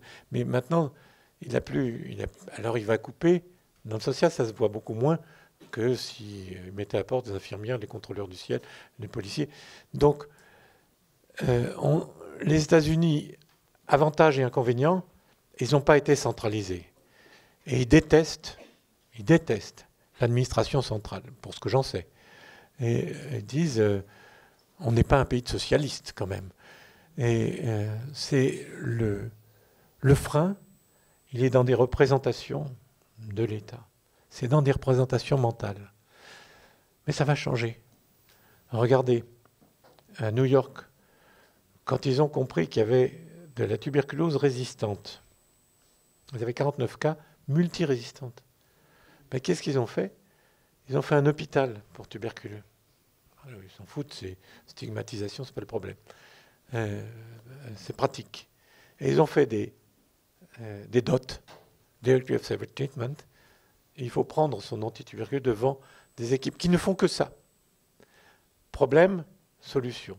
Et moi, je suis très optimiste pour l'avenir du Medicaid. Très optimiste. Mais le frein est dans la tête. Il n'est pas politique. Il est philosophique. Il est de cette nature. Mais faites confiance à l'avenir. Ils ont toujours su être à la hauteur. On n'a qu'à regarder, quand ils ont fait une économie de guerre, la production d'armes, tout ça, il y avait un problème, ils y arrivent. Mais bon, on peut discuter. Très Très bien. Bonsoir, Monsieur Emmanueli. Claude Valentin, je suis pédiatre. Je coordonne un enseignement qui s'appelle Éthique sociale et humanitaire au laboratoire de Christian Hervé. Vous avez été médecin, homme médecin. Vous avez été ensuite homme politique, homme écrivain et de nouveau homme médecin. Est-ce que c'est dans cette dernière fonction que vous sentez que vous êtes le plus efficient contre la vulnérabilité et la précarité? D'abord, je ne suis pas encore mort. Et ce n'est pas ma dernière fonction. Mais c'est normal que vous voyez la clinique. J'ai été façonné comme ça. J'avais un père médecin généraliste, que je vous explique, je l'ai conceptualisé. Ces médecins-là, ils avaient 5 fonctions, mais ils ne le savaient pas. Ils étaient des médecins qui pratiquaient, ils faisaient le diagnostic, ils donnaient les traitements, ce qu'il y avait à l'époque, pas si longtemps d'ailleurs. Première fonction. Deuxième fonction était médecin de famille. D'ailleurs, ça n'existe plus parce qu'il n'y a plus de famille. Non, si, ça existe encore. Il était un médiateur familial. Il connaissait les relations, la belle-fille, la belle-mère, la petite qui pousse le gamin insupportable. Il savait tout ça. Il était médiateur social, je regrette de le dire, mais c'était aussi un notable dans son coin. Et donc, les gens du quartier savaient qu'ils pouvaient s'adresser à quelqu'un qui pensait.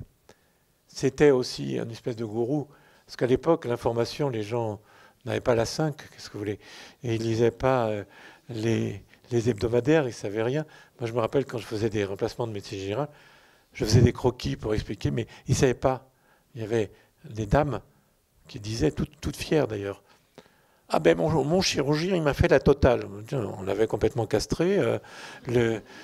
Et donc c'était normal, je dirais, ils n'y connaissaient rien. Rien. Et il était surtout aussi accompagnant fraternel. Il n'y a pas de soins palliatifs, il était là parce qu'il fallait être là. Donc il y avait une définition de médecin généraliste holistique, en transverse. Ben, ça s'est perdu parce qu'on est devenu beaucoup plus puissant. On a fait de l'hospitalo-centrisme. J'ai aimé la clinique. Mon père disait 2 choses.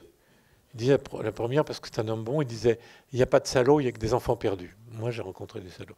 Mais et deuxième, il disait si tu écoutes bien, si tu regardes bien, c'est le malade qui te dit son diagnostic. Et cette clinique-là, ben, il savait, je ne sais pas, par exemple, une tuberculose, il prétendait que ça sentait la souris, ce pus-là. Il disait tous les micro-signes, les comportements, les morphologies. Il s'accrochait sur et la manière dont parlaient les gens.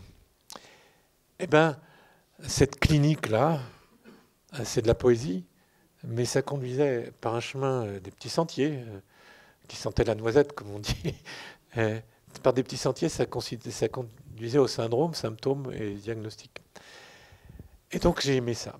Et maintenant, je vois que les étudiants en médecine conforme, ils savent tout du syndrome de Spoon-Sepachuli, je ne sais pas lequel, mais ils ne connaissent pas les ruses de l'organisme et tous les détours qu'il prend. Et Lacan disait, quand la bouche ne parle pas, c'est le corps qui parle.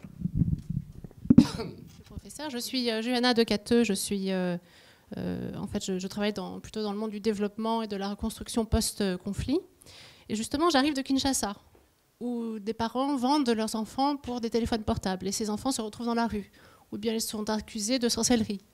J'arrive de Bangui, en RCA, où les parents mangent avant leurs enfants, et d'ailleurs ont oublié comment on stocke le grain. Donc il y a tout ce délitement de la société que vous avez décrit. Et d'un autre côté, j'arrive de Sierra Leone, où des chefs traditionnels ont regroupé des enfants des rues en fratrie, en famille. J'arrive du Burundi, où le scoutisme est un moyen aussi de ressouder les ennemis d'hier et de regrouper des enfants des rues également. Donc si on regarde un petit peu les causes principales de ce phénomène d'enfants des rues qui est amené à exploser avec l'urbanisation, l'explosion démographique en Afrique, on est un peu devant un tableau apocalyptique. C'est des causes principalement sociales qui sont à l'origine de ce phénomène, et aussi économiques.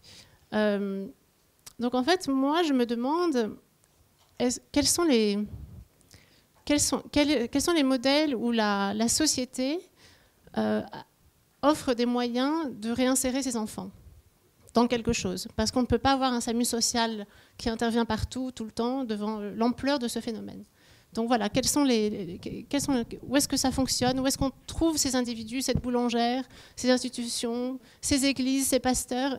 Qu'est-ce qui fonctionne localement? Voilà, merci. Mais très bien. Vous savez, après les guerres de religion, la France était totalement dévastée. Il y avait même des reîtres pendant le siège de Paris qui prenaient des enfants pour les bouffer pendant la famine. Ça s'est reconstruit quand même. Parce que l'humanité n'a qu'une chose en tête, c'est de vivre. Et ça, il ne faut pas le sous-estimer. Tous les pays que vous avez cités, je les connais parce que j'étais médecin sans frontières dans la vie précédente. Et c'est la Sierra Leone, le Libéria, Kinshasa, Goma, tout ça, je les connais bien. Mais ils s'en sortent, petit à petit. Reconstruction d'une autre société. Si je savais ce qu'il y a derrière la crise, je serais un prophète, un grand prophète même. Mais vous ne savez pas comment on va construire. J'allais vous dire même, vous n'avez pas les moyens de le savoir. Pourquoi vous n'avez pas les moyens? Les journalistes, les gens qui s'occupent des médias, ils ont leur grille dans la tête. Ils ont une grille toute faite. Et ils ne peuvent pas voir les efforts inconnus. Ils ne peuvent pas les voir, ils ne peuvent pas les détecter. Mais ils sont là, ils sont au boulot. Hein. Ce n'est pas sur les schémas ni religieux. Ça ne marche pas. Ça ne marche plus. C'est pas... Croyez-moi, j'ai connu l'époque des années 70. C'est là-dessus qu'a été fait, entre autres, Médecins sans frontières. Le développement. Il y avait un modèle.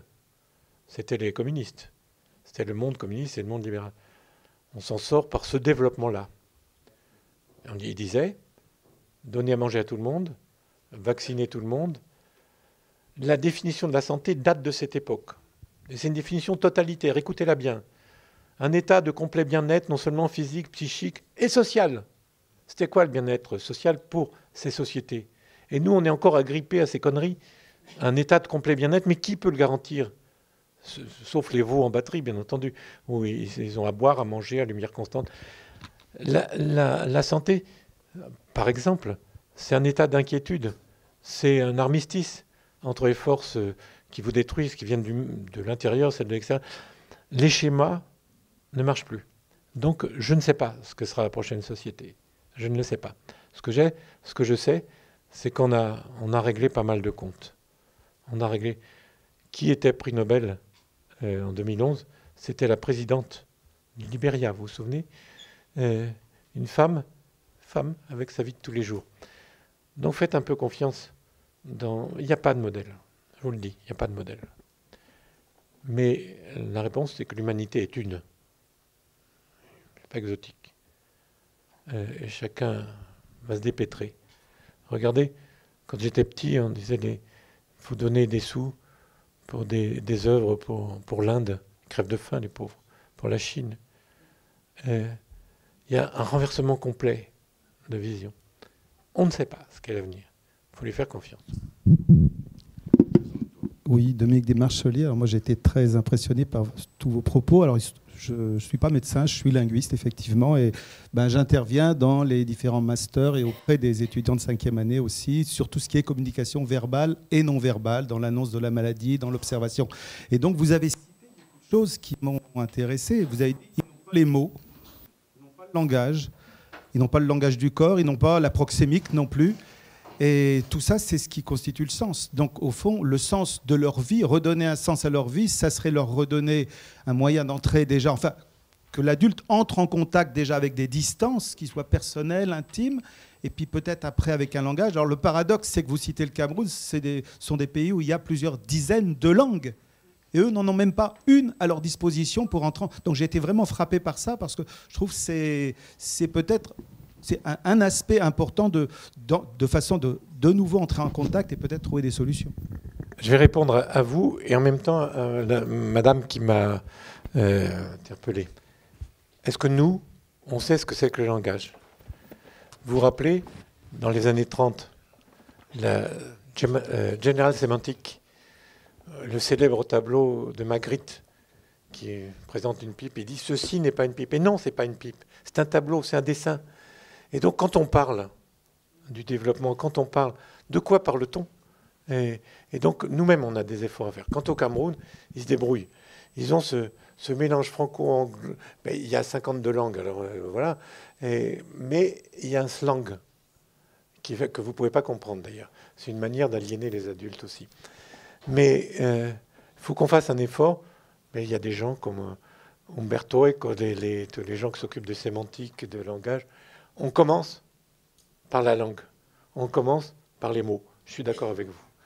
Et après, l'autonomie, c'est de pouvoir parler de ce qu'on a. Mais les gens ne savent pas le dire. Une consultation d'un exclu, c'est pas question-réponse. C'est décourageant d'ailleurs. Ça tourne en rond. Ce qui apparaît quand même, c'est je suis victime. Je suis victime, il vous raconte.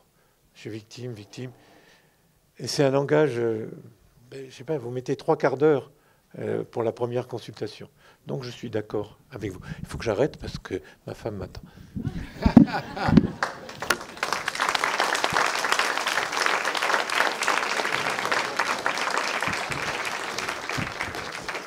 Merci Xavier. Merci Xavier. Il y a un mot qui en bioéthique est souvent repris, qui est le mot de dignité. Et le mot de dignité est affecté à toutes les personnes. Vous ne rencontrez pas dans les personnes que vous allez justement questionner une seule personne qui ne va pas être d'accord de dire qu'elle est pour la dignité. Il y a d'ailleurs à l'UNESCO, il y a à l'ONU, bien entendu, toutes ces grandes déclarations officielles. Et je vous rappelle cette réflexion d'Ange Jonas, qui se dit, devant un monde tel qu'il se développe, quels sont les moyens de l'homme devant cette vision technologique du monde, où à la fois on a le pire et le meilleur, ça a été bien montré, où on a une super puissance et en même temps on a malheureusement, comment dire, les vilainies, la barbarie qui réapparaît alors qu'on ne s'y attendait pas, alors qu'on a les moyens justement de la battre. Et justement, Ange Jonas dit nous avons 2 solutions. La première solution, ce sont en effet les grandes discussions, puis ensuite déclarations de droit international, mais il n'y croit pas trop. Et il dit, deuxième chose, que tu as totalement invoqué, c'est pour ça que je me permets de le souligner particulièrement, c'est-à-dire il y a, de manière expérimentale, car tu as bien montré que c'était une mécanique, il fallait être pragmatique, et qu'il y a une vision de l'humanité en marche particulièrement importante. Et cette chose-là, elle est surtout soutenue par l'espérance. Et à la fin de ton travail, tu as bien montré qu'il y avait une action qui était extraordinairement, je dirais, horizontale, que certains ont pu appeler l'immanence. Et il y a au contraire une vision qui est une vision qui va transcender chacun d'entre nous, qui à Nanterre, avec un hôpital extraordinaire, qui a produit des choses extraordinaires, et qui a donc des possibilités, justement, d'innovation, certainement, dans la pensée, dans la pratique, et de la même manière de l'HEGP, puisque j'appartiens aux 2, qui, de la même manière, produit, et nous, 5e ou 6e, on peut dire, puissance mondiale, on ne pourrait pas aller vers la désespérance. Et c'est là où la faculté est interpellée. Et oui, vous parlez toujours de recherche, mes chers collègues, mais il y a une recherche à faire dans ces éléments-là, tout à fait pragmatique. Il y a des recherches-actions, comme le disait. Et il faut financer ces recherches, qui sont peut-être éventuellement beaucoup plus importantes pour l'humanité que certaines autres qu'actuellement, nous ne faisons que copier vers toujours un mieux. Je pense que nous avons à penser dans l'université tout ce qui vient être dit. En tout cas, je tiens à te remercier et t'embrasseras ta femme que j'adore. Au revoir.